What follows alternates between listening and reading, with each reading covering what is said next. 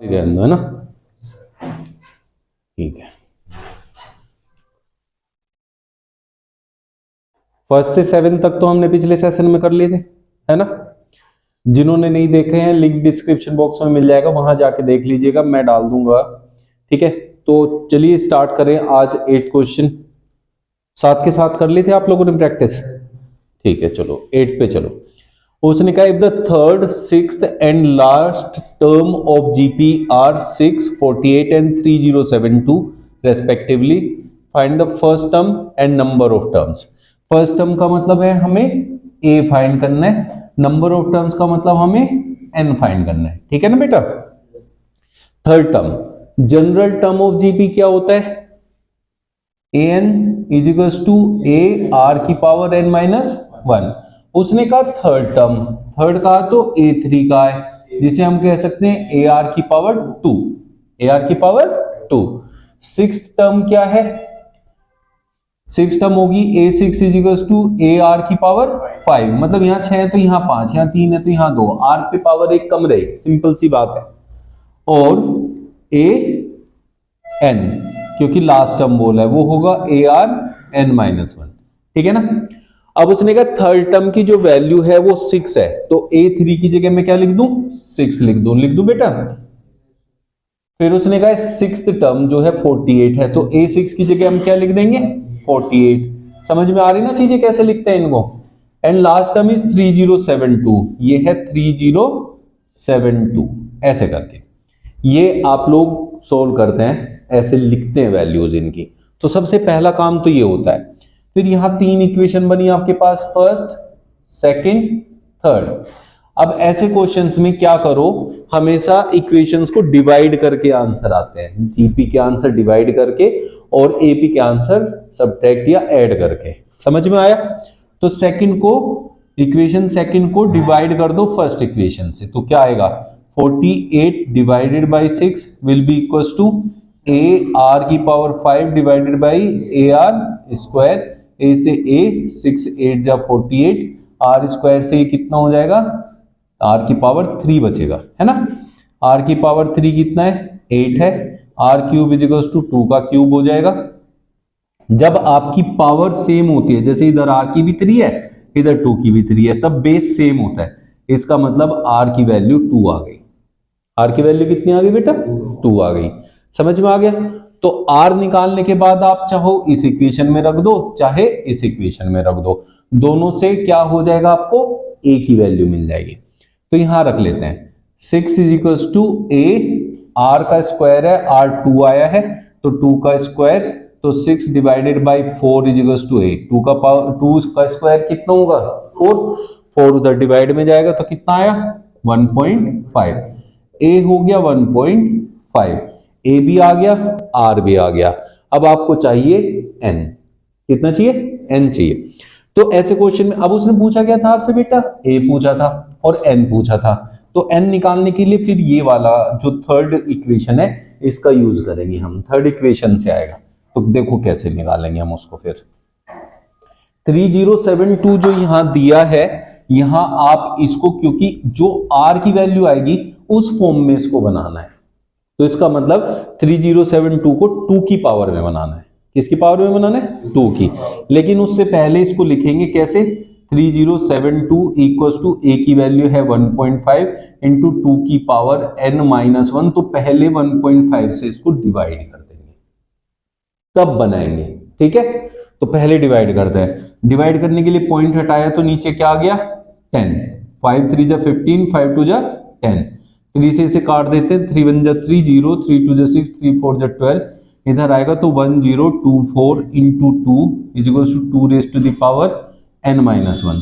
तो 1024 को हम क्या करेंगे, फैक्टर करके 2 की पावर में बनाएंगे। तो फैक्टर कर लेते हैं, 1024 को 2 से डिवाइड करो, देखो 2 5 जा 10, 2 1 जा 2, 2 2 जा 4, 2 2 जा 4, 2 5 जा 10, 2 6 जा 12, 2 1 जा 2, 2 2 जा 4, 2 8 जा 16, 2 6 जा 12, 2 4 जा 8, 2 से 32, 2 से 16, 2 से 8, 2 से 4, 2 से 2, 2 से 1। तो 1 2 3 4 5 6 7 8 9 10, 2 की पावर कितना हो गया 10, 2 की पावर कितना हो गया 10, और एक 2 ये रहा, तो 2 की पावर 11 हो गया, इक्वल टू 2 की पावर हो गया n-1। तो जब बेस सेम होता है तो पावर क्या होती है आपस में इक्वल होती हैं, तो 11 इक्वल्स टू n-1, 1 लाके इधर ऐड कर दो, 12 इक्वल्स टू n। तो ये हो गया n, और ये बहुत एक इंपॉर्टेंट क्वेश्चन है इस बारी के बोर्ड्स का, ठीक है। तो ये आपको तैयार करना है। तो आपका हो गया 8th क्वेश्चन। किसी को कुछ डाउट है तो पूछो जल्दी से, नहीं है, ठीक है। अब हम देखें तो 9th क्वेश्चन में क्या कह रहा है, जरा क्वेश्चन रीड करो, देखो उसमें क्या है। भाई आपको पहले तो क्या है, क्वेश्चन के अकॉर्डिंग आपको जो भी चीजें दी हैं वो लिखनी है, इक्वेशन बन रही है इक्वेशन बनानी है, और जीपी है तो डिवाइड करना है। क्या करना है, डिवाइड। 9th में देखो, the product of 3rd and 8th term of GP is 243 if it's 4th term is 3 find it 7th term. जो जो चीजें दी हैं वो लिखनी है। तो उसने कहा if it's 4th term, 4th term होती है बेटा ए आर की पावर 3, उसने कहा ये 3 है तो इक्वल टू 3 लिख दो। Find it 7th term, 7th term का मतलब होता है ए आर की पावर 6, तो इसका मतलब ए आर की पावर 6 आपको फाइंड करना है। क्या फाइंड करना है, ए आर की पावर 6 फाइंड करना है। 4th टर्म की वैल्यू मैंने यहां लिख दी है। अब उसने कहा product of 3rd and 8th term, देखो 3rd टर्म क्या होती है ए आर की पावर 2, 3rd टर्म क्या है ए आर की पावर 2, और 8th टर्म क्या है बेटा ए आर की पावर 7। उसने कहा इन दोनों की मल्टीप्लाई करते हैं तो 243 मिलता है। क्या मिलता है, कोई दिक्कत है, चलो। अब यहां देखो ये a है ये भी a है, तो ये हो गया a स्क्वायर, और r की पावर कितना हो गया बेटा 9 इक्वल्स टू कितना है 243 है। कोई दिक्कत है यहां तक। अगर मैं जो इक्वेशन मुझे ये दे रखी थी फर्स्ट, इसमें से r क्यूब की वैल्यू निकाल लूं तो दैट विल बी 3/a, होगी 3/a, और इसको मैं लिख लूं a square into r cube का स्क्वायर, r क्यूब का स्क्वायर, ठीक है। तो अब होता क्या है, देखो ये अगर ऐसे पावर की पावर ऐसे बनाओगे तो क्या होगा, मल्टीप्लाई में होगा, 3 to the 6 होगा। लेकिन अगर आप पावर की पावर कर दोगे, ऐसे पावर की पावर कर दोगे, तब होगा 3 की पावर 2, 3 की पावर 2 हो जाएगा। या फिर आप a की वैल्यू निकाल लो, दोनों में से कुछ भी कर सकते हो। a इक्वल टू होगा 3/r की पावर 3। तो आप चाहो तो a की वैल्यू रख दो, वो थोड़ा सा आप लोगों के लिए इजी हो जाएगा। कैसे, देखो a की पावर कितनी है 3/r³, इस पूरे का मुझे स्क्वायर करना है, इंटू r की पावर 9 इज इक्वल टू 243। तो 3 का स्क्वायर 9, r³ का स्क्वायर r की पावर 6 इंटू r की पावर 9, 243, 9 से 6 कट कर दो, 9 2 18, 9 7 63। अब यहां r की पावर 9/r की पावर 6 क्या होगा, r की power 9 minus 6 equals to 27, r की power 3 is equals to 27, r³ is equals to 3 का क्यूब कर दो, कंपेयर करेंगे तो r की वैल्यू आ जाएगी 3। r की वैल्यू कितनी आ गई 3 आ गई, उसे यहां रख दो, यू विल गेट a कितना हो जाएगा बेटा 3/r की क्यूब करना है तो 3 का क्यूब, तो that is a equals to 3/27, 3 9 27, a equals to हो गया 1/9, a इक्वल्स टू क्या हो गया 1/9, r कितना हो गया 3। आपको क्या फाइंड करना है, a r की पावर 6, a की वैल्यू लिखो 1/9 इंटू r की पावर 6 दैट इज 3 की पावर 6, और ये 9 को मैं क्या लिख सकता हूं 3 की पावर 2 लिख सकता हूं। तो ये क्या हो जाएगा 3 की पावर 6 माइनस 2, क्योंकि जब बेस सेम होता है तो पावर माइनस होती है डिवाइड में, तो ये क्या बन गया 3 की पावर 4, 3 की पावर क्या बन गया 4, जो कि 81 के इक्वल होता है। यहां भी छोड़ सकते हैं, 81 में भी कन्वर्ट कर सकते हैं। क्लियर है, कुछ पूछना है, समझ में आया ना। देखो जब यहां ये चीजें थोड़ी टफ लगने लगी तो हमने ए में निकाल लिया, तो ऐसा तरीका अपनाना है जो ज्यादा इजी लगे आप लोगों को। क्लियर है ना, कोई डाउट है, पक्का ना, कुछ भी है तो बेटा पूछ लेना।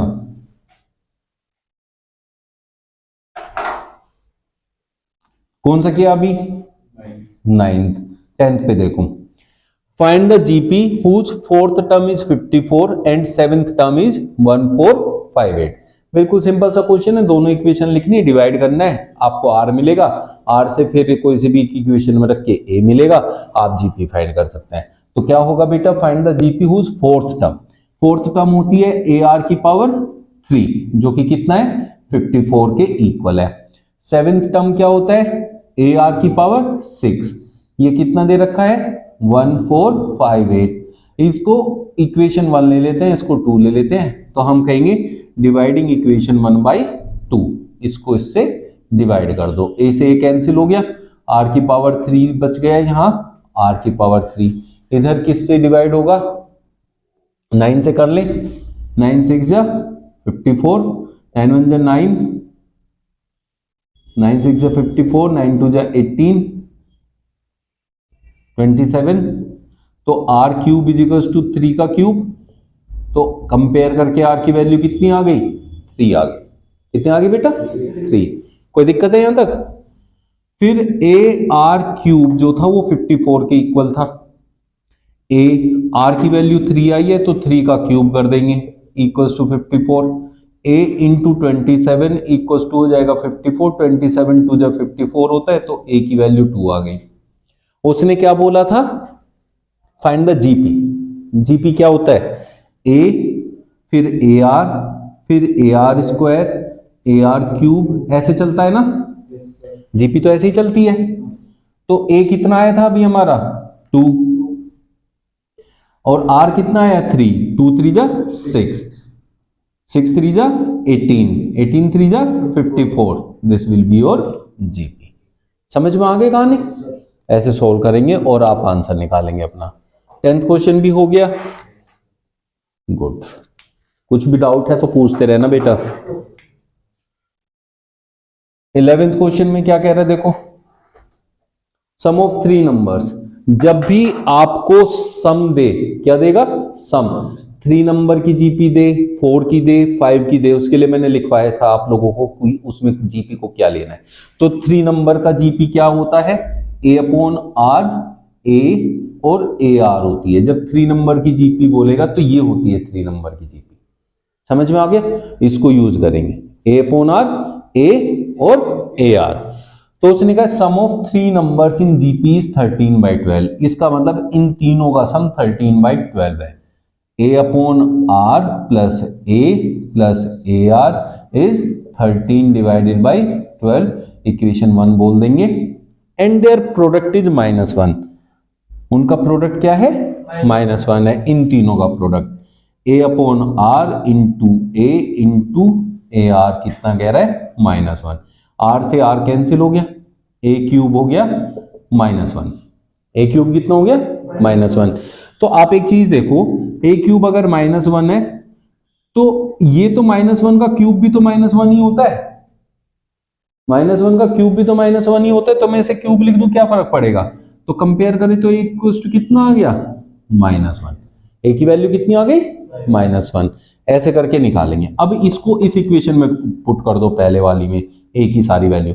पहले तो ए कॉमन ले लो, ए कॉमन लेके क्या बनेगा देखो, ए कॉमन लेके बनेगा अंदर 1/r plus 1 plus R equals to A की वैल्यू कितनी है अभी?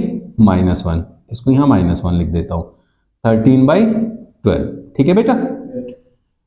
इस -1 से ऐसे ही डिवाइड करेंगे तो इधर माइनस आ जाएगा, ये हो गया 1/r plus R equals to -13/12। इस 1 को ले जाके उधर कर दो माइनस, ये हो गया। तो ये क्या हो गया? 1 plus R square upon R equals to -13 -12/12। ये कितना बन गया? 1 plus R square by R equals to -25/12 बन गया। बन गया कि नहीं बन गया? इसको बेटा उधर ले जाओ, इसको इधर ले आओ, पूरा सोल्व कर दो इसको। क्या हो जाएगा? 12 × 1 is 12 plus 12r square equals to minus का 25r। इसको इधर लाएंगे तो 12r square plus 25r plus 12 equals to 0। अब यहां से हम r की वैल्यू निकाल लेंगे। ए की वैल्यू कितनी आई थी हमारी, -1। ए की वैल्यू कितनी थी, उसको यहां लिख लेते हैं, ठीक है। इसको सोल्व करो, 12 इंटू 12 144 के फैक्टर करके हमें 25 लाना है बेटा। 2 7 जा 14, 2 2 जा 36 आ गया। अब देखो 2 से 18, ठीक है। अब हमारे पास 25 नहीं आ रहा, अभी आगे करेंगे और 2 9 जा 18। अब यहां से देखें 2 2 जा 4, 2 जा 8, 2 जा 16, 16 और 9 कितना होता है 25। तो 12r² plus 16r plus 9r plus 12 equals to 0। यहां से क्या कॉमन आएगा बेटा, 4r, 3r बचेगा, 4 4 जा 16 प्लस 3 कॉमन आएगा, कितना बचेगा 3r प्लस 4 इक्वल्स टू 0।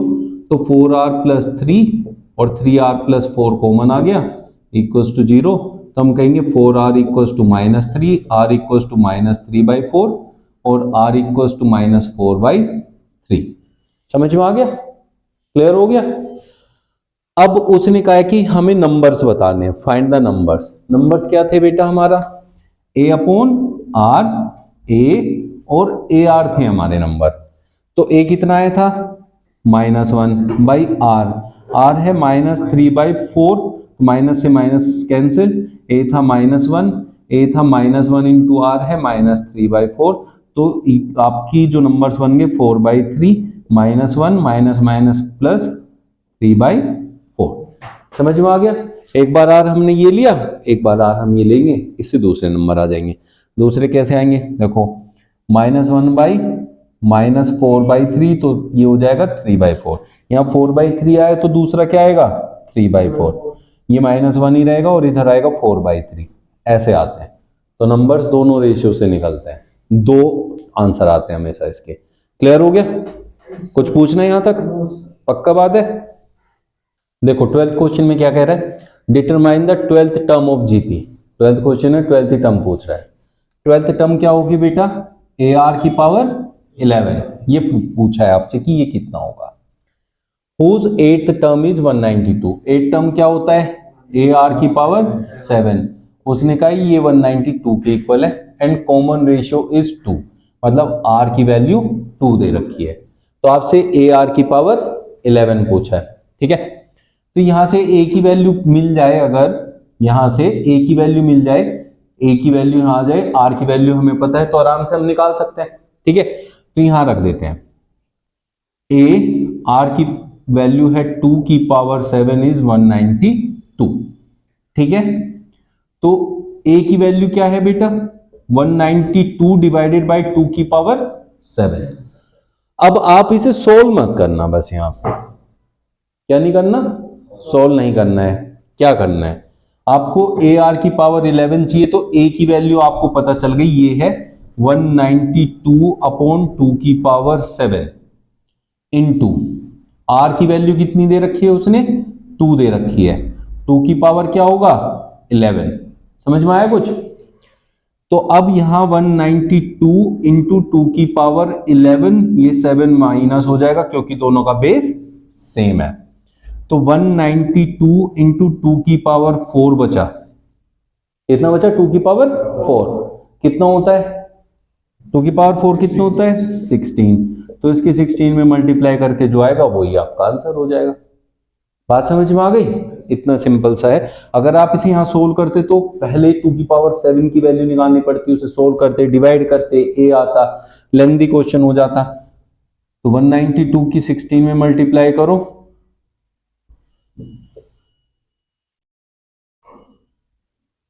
3072 आपका आंसर आ जाएगा।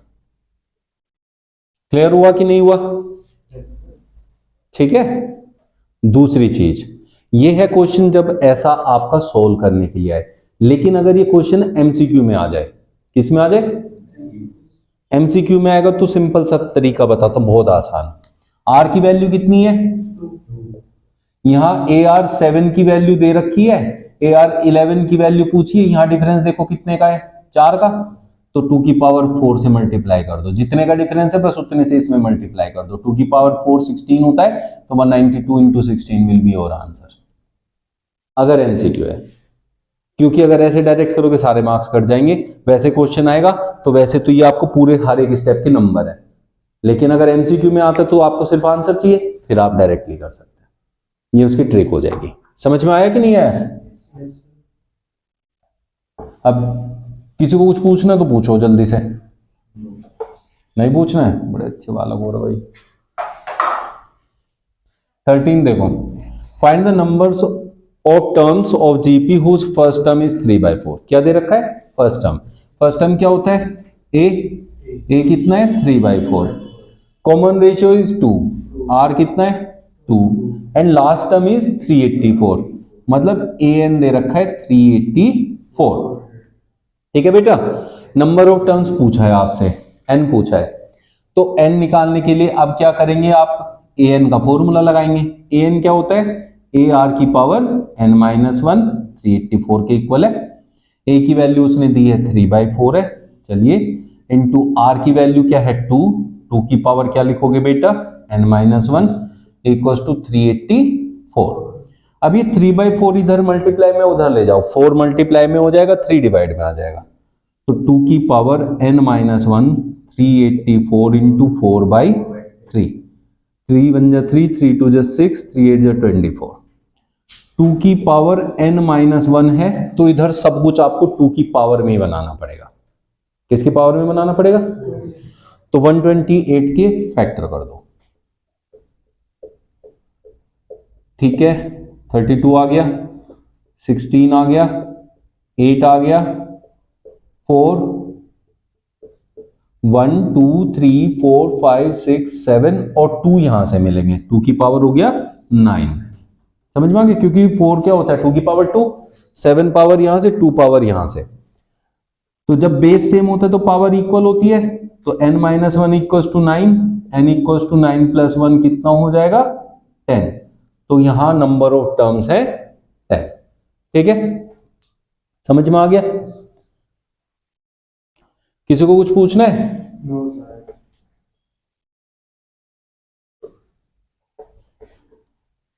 कौन सा टर्म, कौन सा क्वेश्चन था ये? 13। तो आपका 12th हो गया, 13th हो गया, 14th पे चलता है। 14 में कह रहे थे first and the second term of GP are, ये फर्स्ट टर्म है।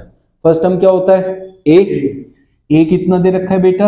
एक्स की पावर -4, और सेकंड टर्म दे रखा है, सेकंड टर्म क्या होता है? ए इंटू आर, एक्स की पावर एम। ठीक है, अगर हम सेकंड टर्म को फर्स्ट टर्म से डिवाइड करेंगे तो आर की वैल्यू मिल जाएगी, तो हम क्या करें? सेकंड इक्वेशन को डिवाइड कर देते हैं फर्स्ट इक्वेशन से। तो सेकंड टर्म क्या है? ए आर एक्स की power M divided by A X की पावर -4, ए से ए कैंसिल हो गया, आर इक्वल टू हो गया एक्स की पावर एम, माइनस है तो ऊपर जाके +4। ये रेशियो आ गया हमारा आर आ गया, हमें ए पता है, आर और ए पता है। अब उसने कहा if it's eighth term is x की पावर 52, एट्थ टर्म क्या होता है? ए आर की पावर 7। उसने कहा ये एक्स की पावर 52 है, एक्स की पावर क्या है? 52। ए की वैल्यू क्या है? एक्स की पावर, आर की वैल्यू क्या है? एक्स की पावर m प्लस 4 की पावर 7 हो जाएगा, इक्वल्स टू एक्स की पावर 52। यहां से हम m की वैल्यू निकाल सकते हैं। क्या निकाल सकते हैं? m की पावर। तो यहां देखो x की पावर ये -4 है, यहां 7 की मल्टीप्लाई होगी तो +7m प्लस 7 4 जा 28 इक्वल्स टू x की पावर 52। बेस सेम है तो पावर भी आपस में इक्वल हो जाएगी। तो ये कितना बन गया? 7m, 28 minus 4 is 24 equals to 52, 7m equals to 52 minus 24, 7m equals to 7 4 जो 28, m की वैल्यू कितनी आ गई? 4, और m की वैल्यू ही आपसे पूछी थी, उसने कहा था फाइंड m। क्लियर हो गया बेटा? ये क्वेश्चन आपके पेपर में नहीं आएगा तो ज्यादा टेंशन लेने की जरूरत नहीं है, जिसको मतलब समझा दिया है मैंने, बट ज्यादा सीरियसली नहीं लेना इस क्वेश्चन को, ठीक है? बट कर लेना भाई।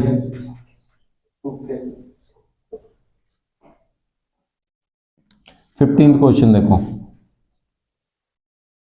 फॉर द जीपी दिस ये क्या है? 1/27 जो है ए है, और 81 क्या होता है? an या फिर एल भी कहते हैं, एल भी कहते हैं इसको। Find the product of fourth term from the beginning, beginning से फोर्थ टर्म निकालनी है। बिगिनिंग से क्या निकालनी है? फोर्थ टर्म, मतलब ए आर की पावर 3 निकालना है। उसने कहा प्रोडक्ट निकालना है इसका फोर्थ टर्म का, और लास्ट से fourth term from the beginning and fourth term from the end. And से फोर्थ टर्म निकालने का फॉर्मूला क्या होता था? L 1/r n-1, तो 4 - 1 is 3, ये होता था। अब आपको a पता है, a कितना है? 1/27 इंटू r की क्यूब, अभी r की वैल्यू नहीं लिखनी है, इंटू l कितना है हमारा? 81 इंटू 1/r क्यूब, तो बेटा r क्यूब से r क्यूब कट जाएगा। बात समझ में आ गई? तो आपने देखा 81 डिवाइडेड बाई 27, 9 9 जा 81, 9 3 जा 27, 3 3 जा 9, तो इक्वल्स टू 3 उनका मल्टीप्लीकेशन आ गया। तो अब इससे क्या सीखने को मिला एमसीक्यू के लिए? अगर जितनी टर्म उसने स्टार्टिंग से कही उतनी टर्म उसने पीछे से कही, तो हमेशा फर्स्ट और लास्ट टर्म की मल्टीप्लाई कर दो, आपको आंसर मिल जाएगा। फर्स्ट और लास्ट टर्म की जो है मल्टीप्लीकेशन है, उसका आंसर हो जाता है। क्लियर हो गया यहां तक? जीपी का ये बहुत इंपॉर्टेंट क्वेश्चन है, बहुत ज्यादा पूछा जाता है बोर्ड्स में, ठीक है? तो if A B and C are in AP and also in GP, 3 term दे रखी हैं ए बी सी, वो एपी में भी है और जीपी में भी है। तो आप लोगों को एपी का रिलेशन याद होगा, जैसे मान लिया एपी एक है, जैसे 2 + 3 5, 5 + 3 8, ऐसे। तो आप लोग ये देखो, इन दोनों का सम 8 और 2 का सम का जो हाफ होता है वो हमेशा ये होता है, एपी में यही तो होता है। तो इसका मतलब अगर ए बी सी एपी में है तो a + c/2 किसके इक्वल होगा? b के इक्वल होगा। तो हम कह सकते हैं a + c = 2b, कह सकते हैं? क्योंकि उसने कहा ABC क्या में है? एपी में है। वैसे ही उसने कहा ये जीपी में भी है। जीपी में क्या होता है बेटा? जैसे 2 2 जा 4, 4 2 जा 8, तो ये देखो ये क्या है? 8 2 जा 16, इसका स्क्वायर, 4 का स्क्वायर, इन दोनों की मल्टीप्लाई इसके स्क्वायर के इक्वल होती है। तो इसका मतलब ए बी सी है, तो बी स्क्वायर ए और सी की मल्टीप्लाई के इक्वल होगा, ए स्क्वायर के बी के स्क्वायर के इक्वल होगा, ठीक है ना बेटा? यहां से आप ये देखें बी की वैल्यू क्या है? a + c/2, और यहां ए सी के इक्वल है बी स्क्वायर, किसके इक्वल है? ए सी के, ठीक है? तो यहां से आप किसी एक की वैल्यू निकाल लो और यहां पुट कर दो, सोल्व कर दो, आपको मिल जाएगा कि ए बी और सी आपस में इक्वल है। कैसे? देखो इसका स्क्वायर कर लेते हैं, चलो, स्क्वायरिंग ऑन बोथ साइड्स। तो ये क्या हो गया बेटा? a + c/2 का whole square equals to B square, और बी स्क्वायर किसके इक्वल है? यहां से ए सी के, इसे यहां लिख दो ए सी को। तो ये क्या हो जाएगा? a + c का होल स्क्वायर डिवाइडेड बाय 2 का square 4 equals to A C, ये उधर जाएगा। a + c का whole square equals to 4ac, ये क्या होता है? a square plus c square plus 2ac equals to 4ac। तो a square plus c square equals to 4ac minus 2ac, ठीक है बेटा? तो ये कितना बन गया? a square plus c square equals to 2ac बन गया, उसको इधर ले आओ। a square plus c square minus 2ac equals to 0। a square plus c square minus 2ac क्या होता है? a माइनस c का होल स्क्वायर। तो इसे लिखो a माइनस c का whole square equals to 0, taking root on both side, तो a minus c equals to 0, a equals to c। a किसके इक्वल आ गया? c के। तो यहां लिखो ये क्या था? a + c equals to 2b था, और a किसके इक्वल आया अभी? c के। तो a की जगह c लिखो, c + c equals to 2b 2c equals to 2b, 2 से 2 कट गया, c इक्वल्स टू b। अगर a c के इक्वल है और c b के इक्वल है तो तीनों इक्वल हुए कि नहीं हुए? तो ये प्रूव हो गया। ठीक है, समझ में आ गया? ऐसे आप इसे सॉल्व कर सकते जब आपको वही तीनों टर्म एपी में भी दे रखी हैं और जीपी में भी। कोई डाउट तो नहीं है? 17 क्वेश्चन देखो क्या कह रहा है। If the 4th, 10th and 16 term of GP are X Y Z. Fourth term क्या है बेटा? एक्स है, तो फोर्थ टर्म क्या होता है? ए आर क्यूब, किसके इक्वल है? एक्स के। फिर 10th टर्म उसने कहा वाई के इक्वल है, 10th टर्म क्या होता है? ए आर 9, ये वाई के इक्वल है। और फिर 16 टर्म किसके इक्वल बोला है? जेड के, तो ए आर 15 किसके इक्वल है बेटा? जेड के। अब उसने कहा है कि प्रूव करो कि एक्स वाई जेड तीनों जीपी में है। कौन है जीपी में? X Y Z. अगर हमें एक्स वाई जेड को जीपी में दिखाना है तो जीपी के लिए क्या कंडीशन मैंने बता रखी है कि जो मिडिल टर्म होती है उसका स्क्वायर पहली और थर्ड टर्म के मल्टीप्लाई के इक्वल होता है कि नहीं होता है? ये होती है आपकी जीपी की कंडीशन। तो y का स्क्वायर, तो यहां y का स्क्वायर निकालो, स्क्वायरिंग ऑन बोथ साइड्स। देखो क्या हो गया, ये a स्क्वायर r की power 18 equals to y square. अगर ये x और z की मल्टीप्लाई के इक्वल हो जाए तो जीपी प्रूव हो जाएगा। तो इसलिए x और z की मल्टीप्लाई देखो, x और z मतलब इन दोनों को मल्टीप्लाई करो, तो इधर तो क्या आएगा? x इंटू जेड, इधर क्या आएगा? A R cube into A R की power 15, A into A square, R 3 plus 15 is 18 X Z. देखो वाई स्क्वायर थर्ड इक्वेशन ले लेते हैं, ये fourth, third equation is equal to fourth, तो हम कह सकते हैं Y square equal to X Z, therefore X Y Z are in GP. समझ में आ गया? बस इतना सिंपल सा काम करना है, इसमें वैल्यू लिखनी है और इसको ऐसे मल्टीप्लाई करना है। क्लियर है बेटा?